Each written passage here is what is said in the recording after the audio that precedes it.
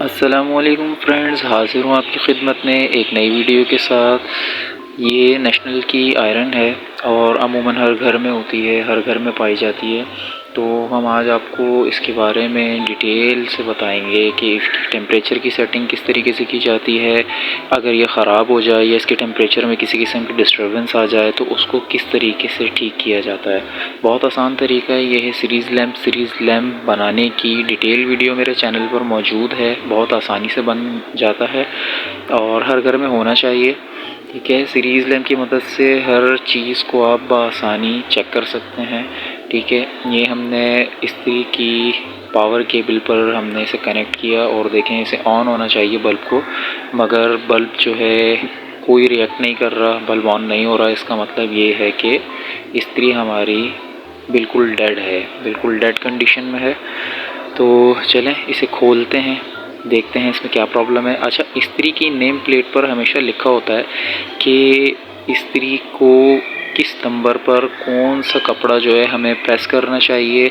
ठीक है, हर नंबर के आगे कपड़ा, उसकी क्वालिटी, फैब्रिक के बारे में लिखा हुआ है। हम क्या करते हैं, उसको हमेशा फुल पर रखकर हर फैब्रिक को जो है वो प्रेस करते हैं, जिसकी वजह से जो है हमारा जो फैब्रिक है, हमारा कपड़ा है, वो जल जाता है।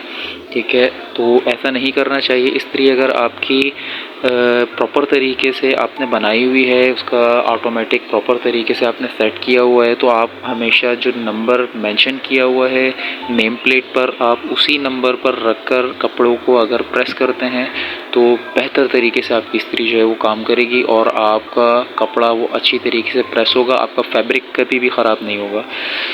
इस्त्री को हमने खोल लिया। ये पहले नंबर पर जो इसका वायर लगा हुआ है वो बल्ब के साथ इसका जो है वो पावर केबल का एक वायर लगा हुआ है।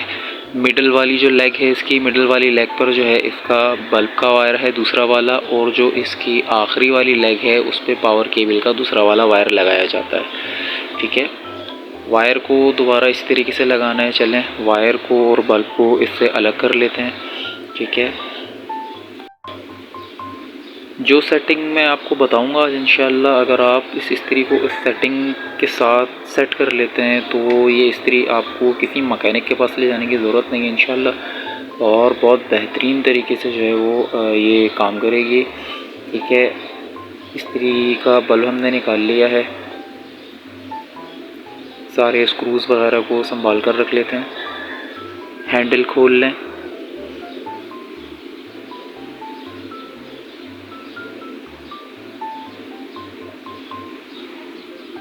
हैंडल अलग कर लिया। अच्छा, ये जो सर्कल बना हुआ है इसके अंदर, ये ऑटोमेटिक का रॉड है।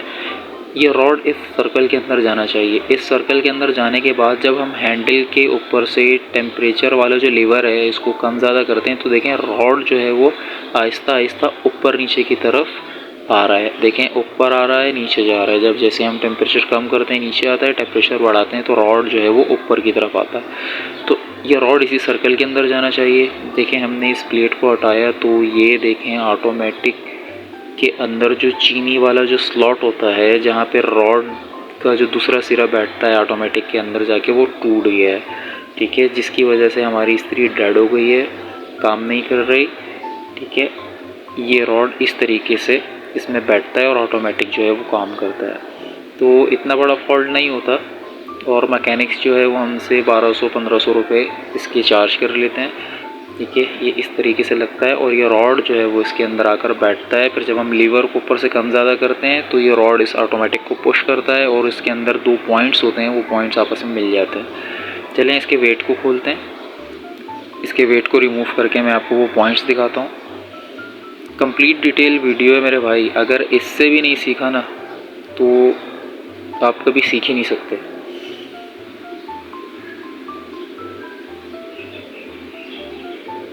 अकल है ना मेरे भाई तो नकल करके आप सीख जाओगे। ये ऑटोमेटिक के पॉइंट्स हैं। ठीक है, ये पॉइंट्स देखें, इन पॉइंट्स के ऊपर हल्का सा दाना आ गया है, डॉट्स आ गए हैं। हम रेगमाल की मदद से, सैंड पेपर की मदद से इनको अच्छी तरीके से साफ़ करेंगे ताकि इस पर किसी किस्म का डॉट, किसी किस्म का पॉइंट जो है वो नहीं रहे। ये पॉइंट्स बिल्कुल जो है वो अच्छी तरीके से साफ़ कर लेंगे। ठीक है, ये पॉइंट्स आपस में मिलते हैं तो हमारी जो इस्त्री है वो ऑन हो जाती है। और ये स्लॉट इसके ऊपर इस तरीके से लगता है, ठीक है। ये रॉड जो है वो उसके ऊपर पुश करता है और पॉइंट्स जो है वो दोनों मिल जाते हैं। ये दोनों पॉइंट्स मिलते हैं तो इस्त्री हमारी ऑन हो जाती है। जब ये पॉइंट्स दोनों बिल्कुल ख़राब हो जाएंगे, ख़त्म हो जाएंगे, तो ऑटोमेटिक जो है हमारा ख़त्म हो जाता है, ख़राब हो जाता है। और ये पॉइंट्स इतनी जल्दी ख़राब नहीं होते, ठीक है। ये 1200 नंबर का रेगमाल है, सैंड पेपर है, ठीक है। वाटरप्रूफ पानी वाला रेगमाल कहलाता है ये। इसकी मदद से हम दोनों ऊपर नीचे के पॉइंट्स को अच्छी तरीके से साफ़ कर लेते हैं।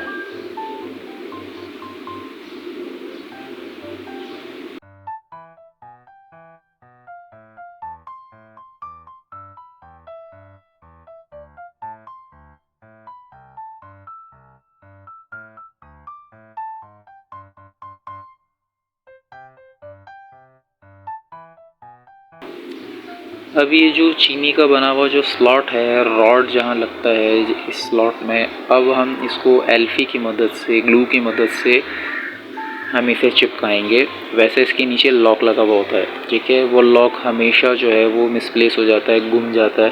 तो कोई प्रॉब्लम नहीं है, कोई इशू नहीं है। कोई भी मकैनिक, कितना भी बड़ा मकैनिक हो, तो वो उसका जो आखिरी हल है, हमारा पाकिस्तानी हल है, वो यही है, ठीक है। इस पर आपने पहले एक ड्रॉप एल्फी का गिराना है। उसके बाद मेरे भाई लोहा लाट चीज़ है ये, कॉर्नफ्लोर, ठीक है। कॉर्नफ्लोर आप इसके ऊपर गिराते जाएं हल्का हल्का, और एक एक कतरा एल्फी आप इस पर लगाते जाएं। ये सोल्डिंग हो जाएगा, सोल्ड हो जाएगा। ये जिस तरह से टांका लगता है सोल्डिंग आयरन से, ये समझें ये सोल्डर हो गया।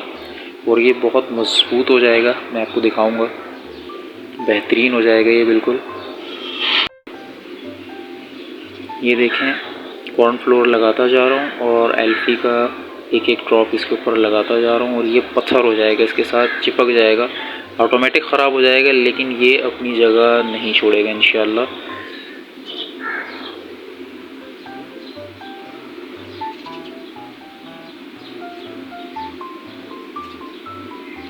प्लास्टिक हो, लोहा हो, लकड़ी हो, कॉर्नफ्लोर, आटा, ये वो चीज़ें हैं। इसके साथ अगर आप एल्फी के साथ किसी चीज़ को ज्वाइन करते हैं तो ये पत्थर हो जाता है। ये देखें, मैं इसे मार रहा हूँ और ये फिर भी जगह नहीं छोड़ रहा। चलें वेट को वापस लगा लेते हैं उसी तरीके से जिस तरीके से खोला था। 3 स्क्रूज की मदद से हम इसे टाइट कर देंगे अच्छी तरीके से।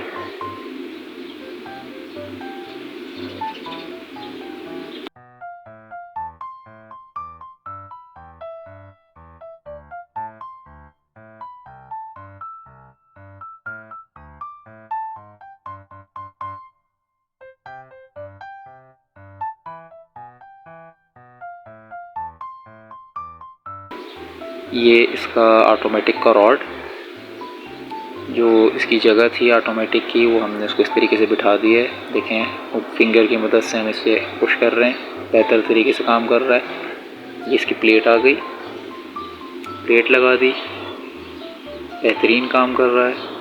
प्लेट लगाने के बाद हमने इसे हाथ में उठा लेना है इस तरीके से, और ये हैंडल के अंदर जो सर्कल बना हुआ है, जो मैंने आपको वीडियो के स्टार्ट में दिखाया है, ये रॉड इस सर्कल के अंदर जाना चाहिए। ये देखें, ये इस सर्कल के अंदर आ गया। और ये इसकी लेग्स के जो स्लॉट्स बने हुए थे उनके अंदर डालकर हमने इसके बोल्ट्स जो हैं, इसके स्क्रूज टाइट कर देने हैं। एक स्क्रू टाइट कर दिया तो इस्त्री आपके काबू में आ गई।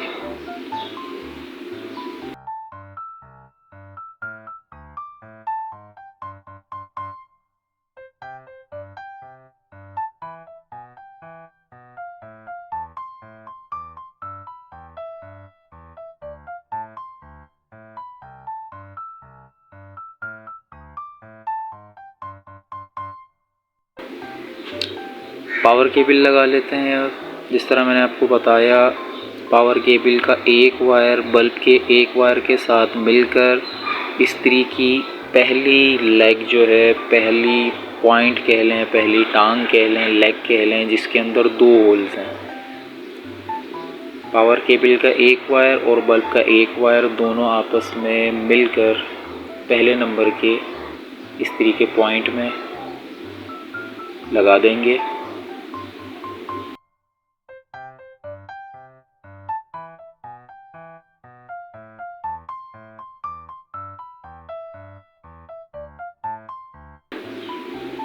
पावर बल्ब का जो दूसरा वायर है वो इस्त्री के मिड वाली लेग में, जो दरमियान वाली पॉइंट है, दरमियान वाली जो लेग है उसमें लगाएंगे।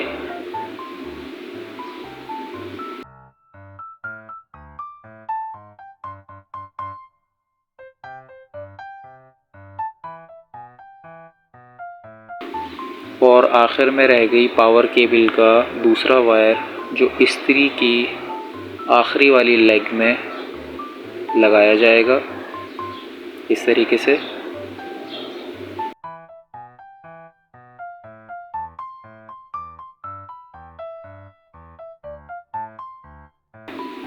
पावर केबल को लगाने का जो तरीक़ेकार है वो हमेशा इस तरीके से, जो स्क्रू वाली जगह है, बैक कवर के स्क्रू वाली जगह, इस तरीके से उसको एक चक्कर देकर आपने लगाना है, ठीक है, ताकि कभी भी इस्त्री करते हुए या कभी आप इसको वायर से पकड़ के उठा लेते हैं तो अंदर से डिस्कनेक्ट नहीं होगी कभी भी, ये मजबूत काम हो जाएगा। आप वायर से पकड़ के इस्त्री को घुमाते रहेंगे, इंशाल्लाह कभी भी डिस्कनेक्ट नहीं होगी।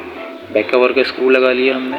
बैक कवर का स्क्रू लगाने के बाद हम इसे पावर देते हैं। पावर देकर चेक करते हैं ऑन हुई कि नहीं हुई, और ये देखें बिल्कुल बेहतरीन तरीके से ऑन हो गई है।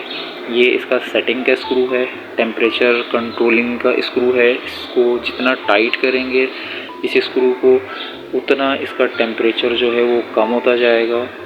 ये देखें अब इस्त्री बंद हो गई, पहले बंद नहीं हो रही थी, हमने इसका टेम्परेचर थोड़ा सा कम किया है इसको ओरिजिनल सेटिंग में लाने के लिए। अब ये ऑन ऑफ भी कर रही है, और इस स्क्रू को जितना आप लूज़ करोगे इसका टेम्परेचर उतना बढ़ता चला जाएगा। लेकिन हमने हमेशा इसको इसकी जेन्युइन सेटिंग पर रखना है। इसको यहाँ से ऑन होना चाहिए, जहाँ मैं टेस्टर से पॉइंट कर रहा हूँ, यहाँ से इस इस्त्री को ऑन होना चाहिए, तो ये अपनी ओरिजिनल सेटिंग पे आ गई है। ये देखें इसका ऑटोमेटिक भी अब बेहतरीन तरीके से काम कर रहा है,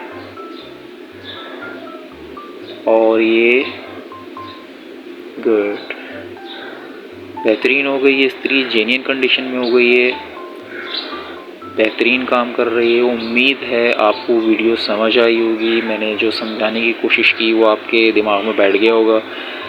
घर पे बनाएं इसको, इंशाल्लाह बेहतरीन तरीके से बनाएं।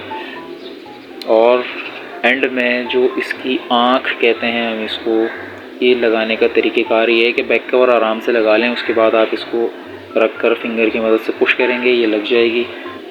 उम्मीद है वीडियो आपको अच्छी लगी होगी। चैनल को लाइक करें, सब्सक्राइब करें, ताकि नई आने वाली वीडियोस आपको मिलती रहें। भाई को सपोर्ट करें। उम्मीद है आपको वीडियो समझ आई होगी। तब तक के लिए अपना ख्याल रखिएगा, दुआ में याद रखिएगा। अस्सलामु अलैकुम।